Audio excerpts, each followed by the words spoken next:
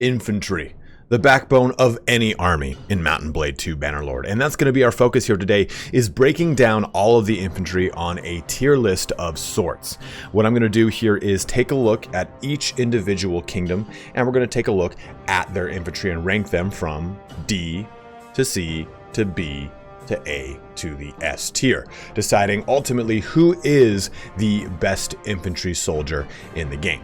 Now, some of the factors we're going to be taking a look at are armor, their availability, their skills, and then lastly, how they'll actually perform with a captain underneath them. I think it's very easy to make the distinction that, you know, this unit in a vacuum, in a custom battle, beats this unit. But once you actually have a captain with them, they might start to get a ton more bonuses. So we'll kind of consider those things in our analysis of these units. So we're going to go ahead and jump into this here. You don't need to watch the whole video if you don't want, because I've gone ahead and just put the tier list picture in the description, so you can just jump ahead to the very end where I talk about the conclusion of the tier list if you so wish, or go ahead and use the picture. I'm not going to hold you ransom here to make you watch everything, but you can also jump ahead to any kingdom that interests you the most, because I'm breaking this down by kingdom versus breaking this down by tier. You can find that all in the description and the timeline, the chapters. You can just go ahead and jump ahead as you want.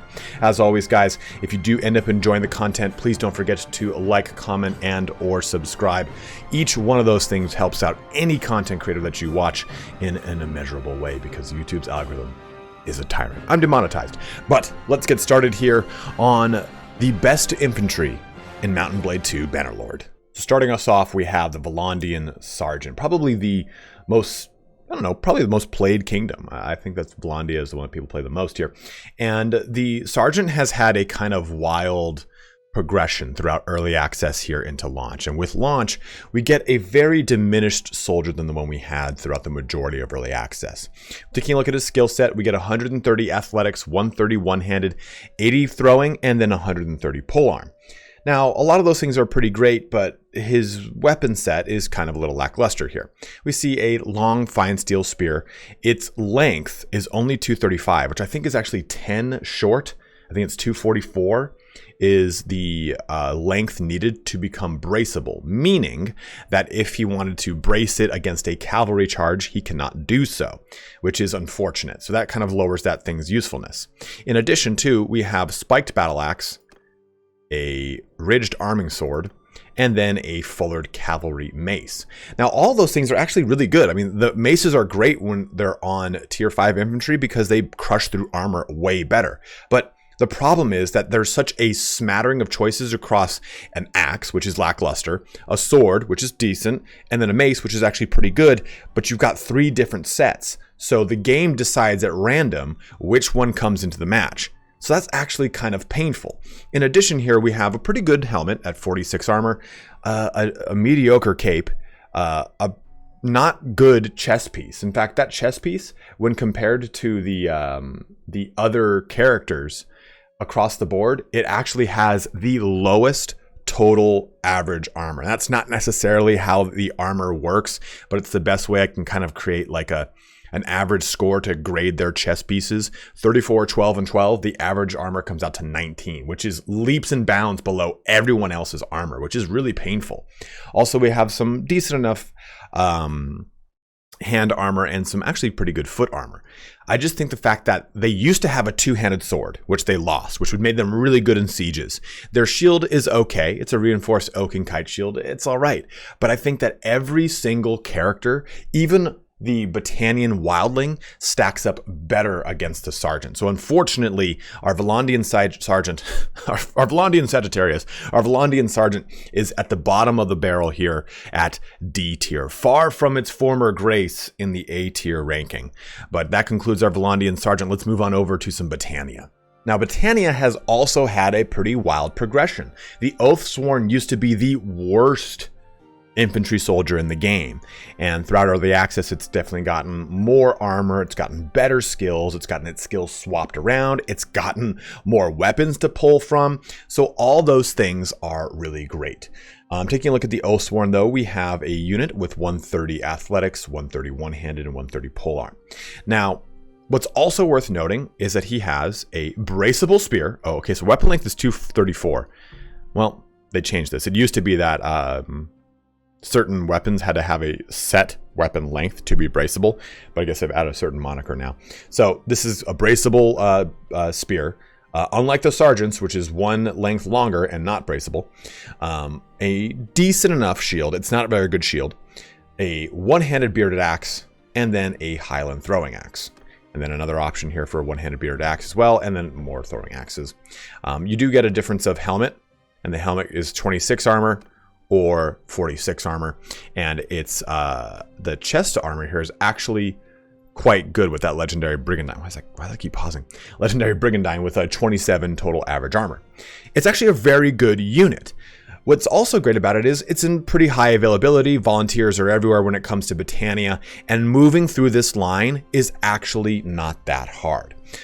Having access to three different weapons too is very nice. If you have a captain that has high throwing, they're going to benefit from the throwing skill. That's going to help their throwing weapons.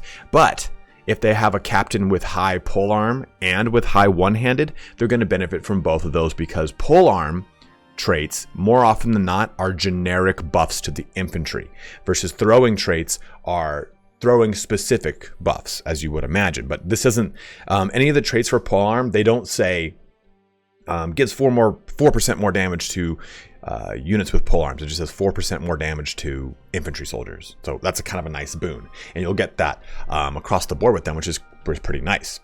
But fine enough bracers and good boots, meager shoulder piece, and again, decent enough helmet.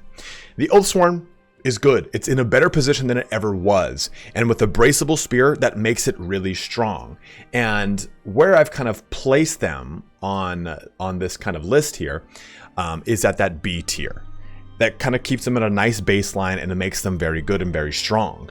I think that they could, if they had a better shield, a wider shield to take advantage of things, I don't think they'd suffer as much. I think if they had more options for weapons, because they have an axe, which just isn't that great, they wouldn't suffer as much. In fact, I think it would put them to A tier if they had a better shield and a better weapon. But when we move to the Wildling, we do get an A tier style of infantry. But there's a caveat here, and let's go through this. So we're now dealing with a fine steel cavalry broadsword, and that's the only option that they get. We also have about the same shield, but we get 2 sets of javelins. And what's nice here is if they are with a captain that has throwing perks, they're going to bypass armor, they're going to bypass shields, they're going to get 45 some odd more skill, they're going to be able to have way more actual javelins to throw because it's going to increase their stack amount. They're going to become terrors in the night. They lose their polearm, which is unfortunate, but you're looking at a unit with a less head armor than your Oathsworn, but everything else is pretty much the same. Studded Vambraces, those are not. Those are actually pretty. I didn't realize that. They're actually pretty crap. But they do have the armored bearskin, which is decent enough with body armor 16. What's nice here, though, is take a look at the skill set. We're looking at 140 athletics, 120 one-handed, 130 throwing, versus the 130, 130, 130. So I'm getting a unit that moves faster, 10 less one-handed, which is not that much damage difference, and I'm getting throwing skill. And they're going to use those throwing weapons. When I did a little bit of testing with the Wildlings and the Oathsworn got just smashed out versus the competition. The Wildlings were able to use their AI to attack, keep distance, and just keep chucking spears non-stop, or their javelins. So the Wildlings actually perform way better than the Oathsworn, in my opinion. And again, the fact that they've got swords means that they actually have good reach, and they can actually stay in combat way better than the Oathsworn. But here's the problem. Their availability, as far as going from volunteer into Wildling, is way harder than going volunteer into Oathsworn, because you're using axes and lower armor in these 3 tiers versus not axes and better armor through these 3 tiers. So your survivability is much lower going into Wildlings. Now, I'm not going to be comparing any of the shock troops, and that's probably something I should have said in the intro of this video, because we're talking strictly about line infantry. I will do a Falksman or a line breaker or Mameluke Palace Guard, a Manavliaton dedicated video. And I think that those guys always work better mixed in with your infantry. In case you're looking at this going, what about the Falksman? What about the Falksman? The Falksman with Wildlings is a disgusting combination. So with those caveats in mind for the Wildling, bad shield, low availability as far as being able to progress from Volunteer and Wildling efficiently, it keeps them at B tier. If they did not have those things, I think even just the availability, if they didn't have to suffer through 3 tiers of just mediocre or mediocrity, they would be easily A tier infantry, which is surprising because they're not even the main foot soldier, and they lose their polearm, but they're still just so good at what they do with throwing weapons. Let's move now into some Khuzait. The Khuzait Darkhan is another really good character that has had some wild progressions. It used to have some throwing weapons, used to have Jareed, it lost them. It now, for the most part, is just a simple rank and file soldier, but I think it's still a very solid one. Taking a look at its stats, we're just looking at the standard tier 5-age of 130, 130, 130 across athletics, one-handed, and polearm.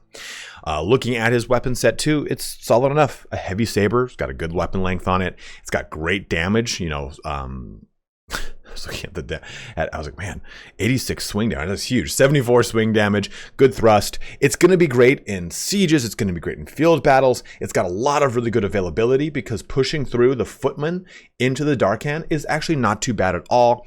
The footman has got, what's it called? A blunt weapon. So it kind of helps out when actually fighting against higher tiers to jump into tier 3 where it gets far more survivability, as well as the spearman infantry. Or the spear infantry. I don't know why I said survivability like that, but you do get really good head armor here. At one point, for like 2 patches, this guy lost his helmet, and it was like the worst thing in the world.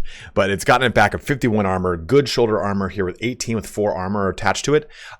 Decent enough chest piece. The Oathsworn and the Wildling, who have the same chest piece, actually get more average armor here. The average armor we're taking a look at with the Darkhan is 24 on this, 46, 14, and 14, which is very good. Great armor, but real crappy boots. 6 armor leather boots, that kind of sucks. And as well, a very nice shield. The Eastern Cavalry shield is a very good one as well. It's very nice, very round. And the triangular throwing spear, which I wish was braceable. It's going to suffer from the same thing that the Legionary does, in that it's having this weapon that used to be throwable and is not throwable, and you shouldn't throw it, and you have to turn off the ability to throw it. It's kind of requires a little micromanaging, which looks like they've removed it from the Darkhan's actual AI profile. I've not seen the Darkhan throw these spears. In fact, I don't think you can anymore.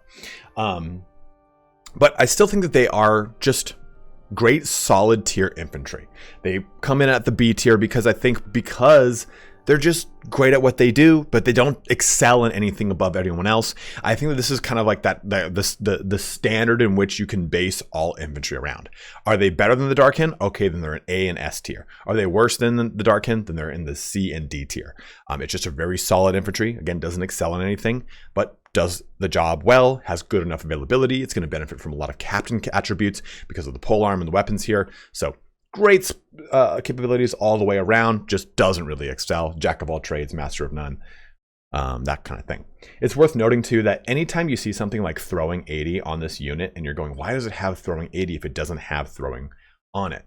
Well, in a siege or certain situations where the unit cannot make contact with the enemy, but there are discarded or throwing weapons around on the ground, they'll pick them up and throw them. So anytime you see a skill that the unit might not have or might not be able to take advantage of right when it warps into the battle, it still has the capability or the capacity to do so. So again, Darkhan, B tier. Let's move on. The Masters of Infantry, Sturgia, which random digression. I wish that Sturgia's noble line was not mounted at all. I wish that it was all infantry. In fact, the fact that we have no noble line that is purely infantry, I find infuriating. But the heavy axeman is who I want to talk about first, because I think it's the one that people would assume is probably one of the best infantry soldiers in the game. It's not, unfortunately. It benefits from a lot of the same things that the Wildling does, right? You have really good armor, you have really good skill set. You take a look at this, 130 one-handed, athletics, and throwing. Very similar to the Wildling. But Having an axe actually sucks. If you only have an axe, your character has very minimal length, and axes are not nearly as good as maces or as swords. Swords have the length, mace can crush through armor, and axe is kind of like the go-between as far as the game's battle mechanics work or damage mechanics work, and I don't really like them that much. One thing I do like that Sturgia has are very good shields, so naturally they work extremely well in shield wall. Also, he's got 2 sets of raider throwing axes, which, while good, are not harpoons. I find harpoons to just, for some reason, do just way more damage. And he's going to benefit from a captain with good throwing. Those are all good things.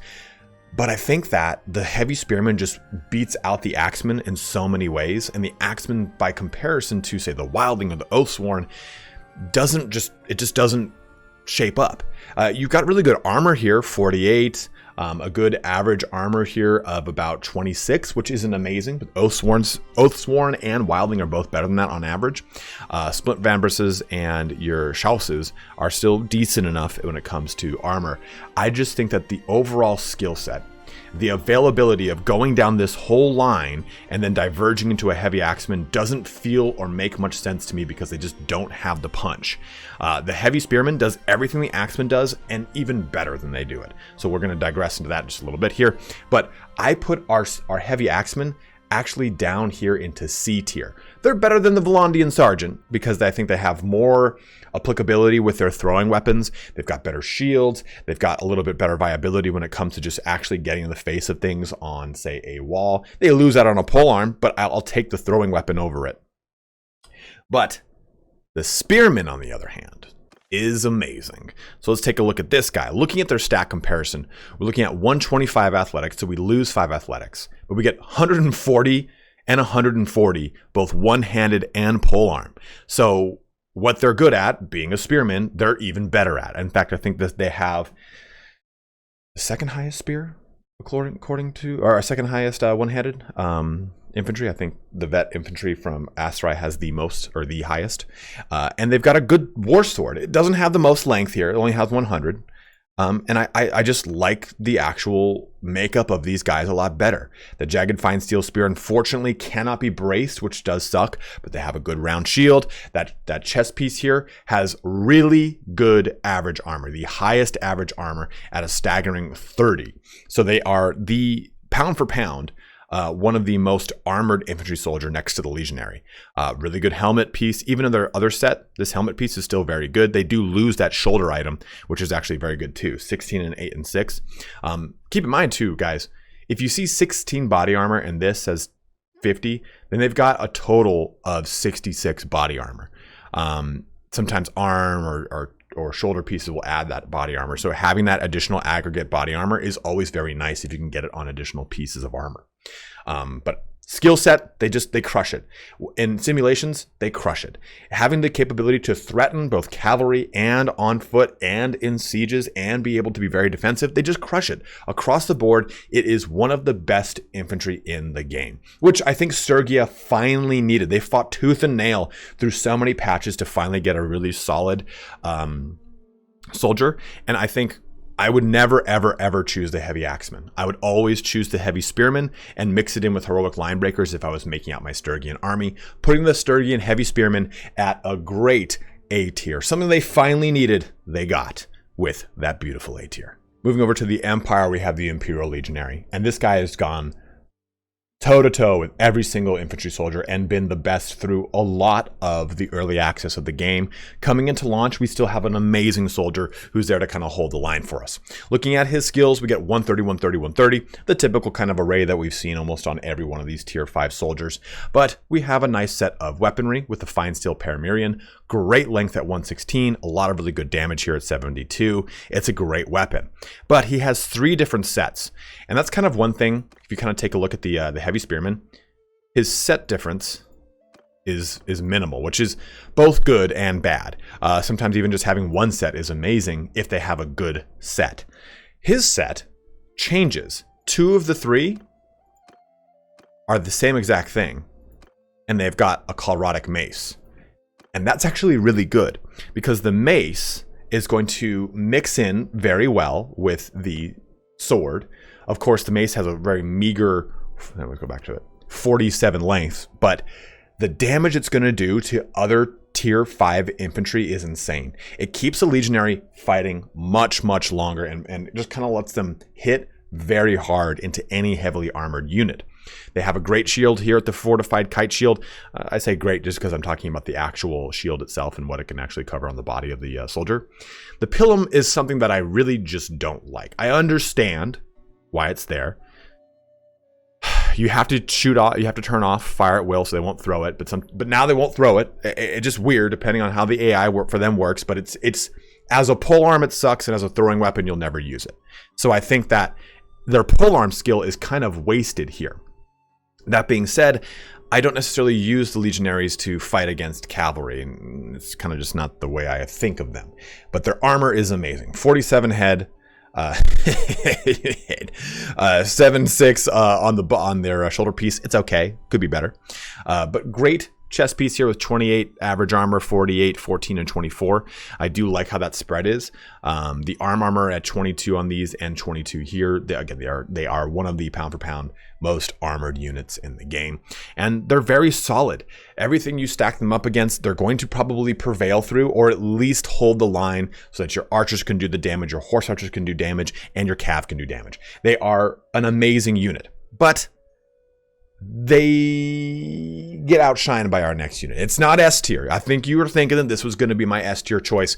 It was not. I was surprised. I was like, okay, Legionaries S tier. Let's just kind of go from there. I did a bunch of testing using these guys versus other pockets of units, and for the most part, they beat everyone on the list except for the last one that we're about to talk about. Guess what? It's Aserai. But keep in mind, guys, a lot of that, if you do those simulations, those 500 on 500, 200 on 200, and you do a lot of those simulations, you're not taking into consideration how the captains work and all those things, which keeps the legionary at A tier for sure, is the fact that Imperial recruits are the most abundant recruit in the game, right? You have almost, like 60% of the map has the ability to recruit Imperial recruits, and then they progress through a very solid armored line all the way to the legionary. They have the most availability of any infantry soldier with a strong way to get to legionary. It's what makes them that true A tier in a campaign environment, because they can keep producing large amounts of them, and you don't have to worry about, oh, well, they're going to suffer at tier 2 and 3. I got to get them through that as fast as possible. Nope. Tier 2 and 3, they're going to be good. Even at tier 3, they can throw their throwing weapons, which is awesome. So that all being said, Imperial Legionary, great with a captain, great availability, but kind of loses out on some capabilities with its polearm, and the next unit on this list is even better. So Imperial Legionary at an A tier. That's right. This is a unit I bet you did not think you'd see in the S tier. I don't think anyone would have thought this, because the veteran infantrymen used to be garbage, used to be so terrible. But the progression for these guys is very good. Their availability is hard to come by because you have to go to the southern portion of the map, but again, that progression is way stronger than it used to be, and they have a great weapon and skill loadout. So looking at their skills here, 130 for athletics and polearm, but they get 160 one-handed. That is 30 more than the competition, 20 more than your veteran spearmen. They are exceptional in close combat, and they only have one set, and that set comes with the Fine Steel Long Cascara. Got great weapon length at 116. I think that's the longest weapon length sword in the game for the veteran. I'm sorry, for infantry. For infantry, I think you can make longer. I'm just saying for the infantry soldiers. They have a good shield. It's kind of more on par with the Oathsworn, but it seems to do the job. Fine Steel Leaf Spear, which has got good enough length, unfortunately not braceable, but good enough length.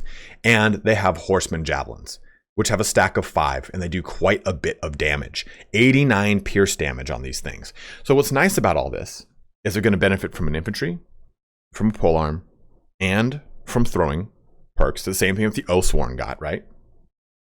They already have a really, really high one-handed skill. And their weapon, their armor is great. Close steel cap at 52, 14.7 on this. Their body armor, not amazing. If I'm looking at the way, if I'm doing this average as 48 plus 14 plus 0, because this gives no leg armor, then this thing actually has very low average armor. If I do as 48 plus 14 divided by 2, of course it's going to be way higher. So it's not the best chess piece, but it still does the trick because it's got a 23 reinforced mail mittens and then a 22 splint mail boot on there. So you'd be surprised because the way the AI profile for the veteran infantry works, it works differently than the Oathsworn. The Oathsworn will kind of throw their axes and jump into combat. And the veteran infantry will maintain their distance just enough to keep throwing their javelins. And if they get increased javelin amount, they're going to do a lot of damage. The thing is, you're not going to be killing in droves with those initial volleys, but you do a lot of initial damage. And all the testing I've done with the Aserai veteran infantry, as soon as they jump into combat with, say, legionaries, which was kind of like that benchmark I used, like, okay, can they beat legionaries or not? Let's go down to the next progression point. They would initially start to lose, but then they would catapult above the competition because I think the combination of the length of their weapon and the fact they've done initial damage with the Horseman Javelin allowed them to take a couple shock kills and then hold the line and gain momentum back over them. It was always the same kind of thing where it would be like 200 on 200.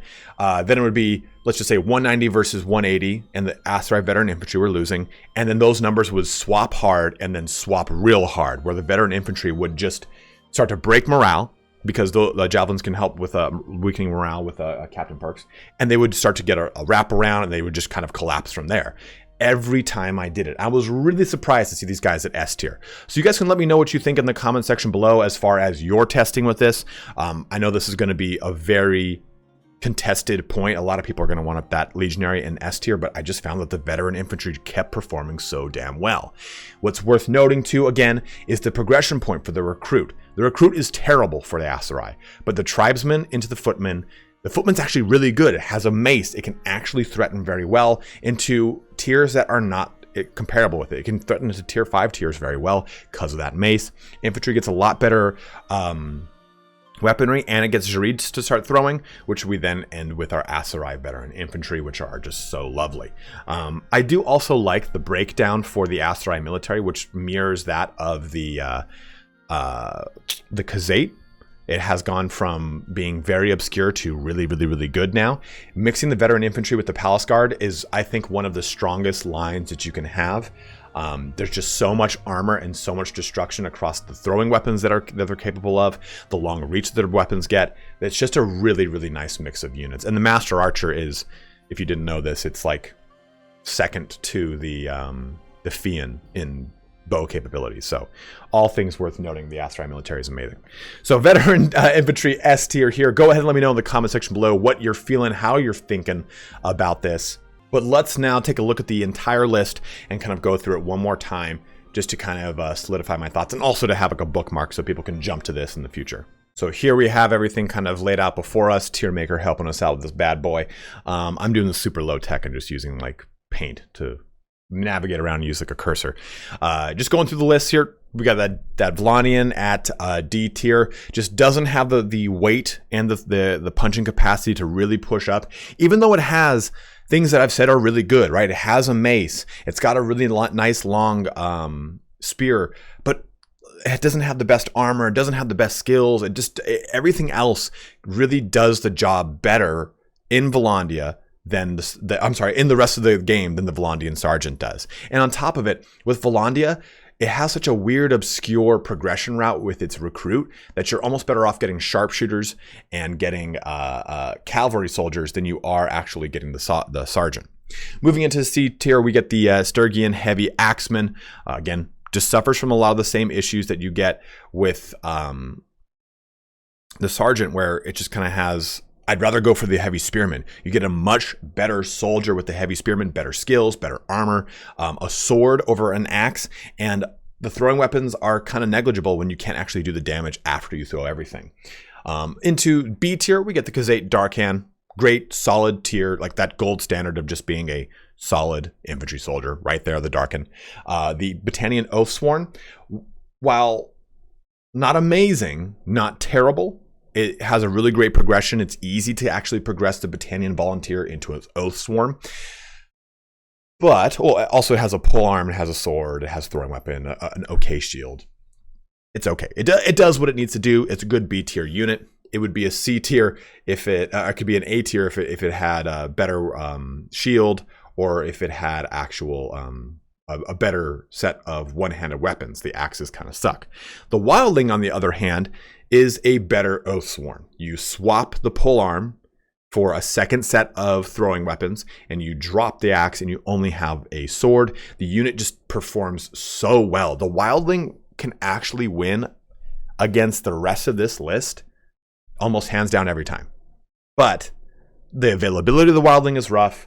Keeping them alive to get them to Wildlings is really, really difficult, and you're not really going to have that long-term survivability with them when you compare them to stuff like Oathsworn in an actual real live what's it called, campaign battle, when you've got archers and horse archers and all these other things kind of attacking you. When you're strictly looking at infantry, fighting infantry with no other thing influencing the fight, Wildlings just perform so well because they've got so many throwing weapons to launch at the enemy.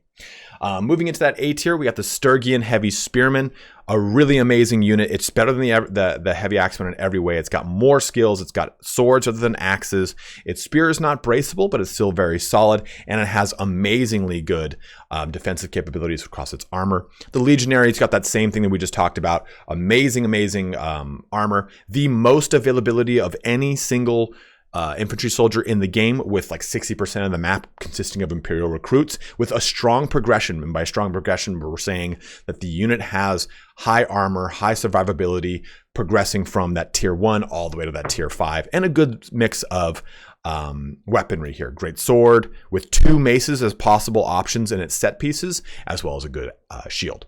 Then lastly, the Aserai Veteran Infantry, which is just by and large, I think, the best infantry soldier, which is shocking. Like I've said, it's just a combination of that polearm, that sword, that throwing weapon that they can all take advantage of. Great threat range, very low availability as far as both tier 1 Aserai soldiers on the map and difficulty to progress to tier 3, where they start to get strong and can hold the line. But 160 one-handed, that's by and large better than every single other infantry soldier on this list, and the fact that they, for some reason, can really rip up the competition. So this is your tier list for the infantry soldiers in Mount and Blade 2 Bannerlord. By the way, guys, again, like I said before, if you have a D tier infantry like the Vlandian Sergeant and that's all of your army, you're fine. You're going to be totally fine. The game is not necessarily so geared towards min-maxing that if you only had Vlandian Sergeants, you'll never ever win. That's just not the way this game works. There's so many factors that kind of come into play here across morale, across your captain perks, across what your other army composition points look like when you look at your archers, your horse archers, your cavalry, all these things. So don't think that if you have anything below B tier, you're not going to have a viable army. You definitely are.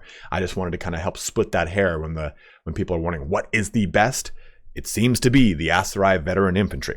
Another individual who does a ton of these types of videos and does a lot of really great breakdowns is my good friend StratGaming. So please go and check out StratGaming's channel. He has a ton of content where he has done this stuff with a lot of really good detailed breakdowns using math and everything. Another really good one I think is kind of lower on people's radar is LyonExodus. It's Lyon Exodus, and he does the same thing. A lot of really heavy math breaks down math breakdowns to give you an idea of why that unit is better. Here's the numbers, here's the crunch. I have not done that in this example, but it's still kind of worth fun talking about or taking a look at it if you want that numbers level perspective. So please check out LyonExodus and StratGaming, guys. As always, thank you so much for watching here today. If you have a hot take on whether or not maybe the Vlandian Sergeant is your S tier or the Heavy Axeman is your S tier, let it be known in the comment section below. Share some ideas, why you like it in that position. Help people have a better understanding and idea of what soldiers to take in their army in Mount and Blade 2 Bannerlord.